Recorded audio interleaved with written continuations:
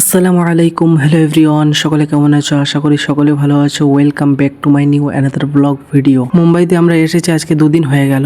দুদিন পরে আমরা বেড়াতে যাচ্ছি। তাও কোথায় যাচ্ছি? হাজি আলিতে আমরা বেড়াতে যাচ্ছি। সকাল সকাল গোসল করে আমরা অম্বুজ বাড়িতে চলে আসলাম। অম্বুজ বাড়িতে এসে আমরা র্যাপিডো থেকে একটা গাড়ি বুক করে নিলাম। কিছুক্ষণ ওয়েট করার পরে আমাদের গাড়ি চলে আসলে আমরা গাড়িতে করে হাজি আলির উদ্দেশ্যে রওনা দিলাম। লোকাল রাস্তাতে জ্যাম মোটামুটি আছে, তারপরেও গাড়ি চলছে। 10-15 মিনিট গাড়ি চলার পরে আমরা হাইওয়েতে চলে আসলাম। হাইওয়েতে হাজারো গাড়ির ভিড়ে আমাদের গাড়িটি চলছে আর আমাদের গাড়ির জানালার ফাঁক দিয়ে আমরা আল্লাহর কুদরতি নাজারা দেখছি। দেখে চক্ষু শীতল হয়ে যাচ্ছে আর অন্তর বলে উঠছে আল্লাহ কতই না মহান। ভ্রমণ শুধু আনন্দ নয়, এটা একটা শিক্ষা। আল্লাহ কিভাবে পৃথিবীটা সাজিয়েছেন সেই কুদরতি নাজারা দেখে মানুষ কৃতজ্ঞতা হয় আর অন্তর বলে ওঠে আলহামদুলিল্লাহ। আল্লাহর কুদরতি নাজারা দেখতে দেখতে আসলাম, বাট বড় একটা জ্যাম লেগে গেল।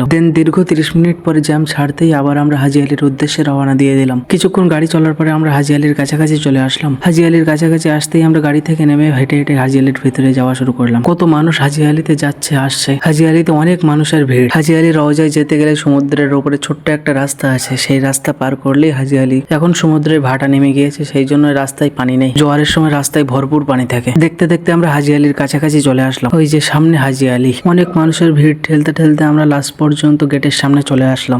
অনেক কষ্ট সংগ্রাম করার পরে লাস্ট পর্যন্ত আমরা ভিতরে চলে আসলাম। এটা হচ্ছে হাজি আলির ভিতরের দৃশ্য। এখানে নানান জাতের নানান মানুষ এখানেই ঘুরতে আসছে। এখানে নারী পুরুষ সব একসাথে ঘুরছে। সে ঘুরছে ঘুরুক, এখানে ঘোরার সবারই অধিকার আছে। এখানে কিছু কিছু মহিলা পর্দা করে এসেছে, আবার কিছু কিছু মহিলা পর্দা করে আসেনি। আমার কথা হচ্ছে প্রত্যেক মানুষের জন্য পর্দা করা ফরজ।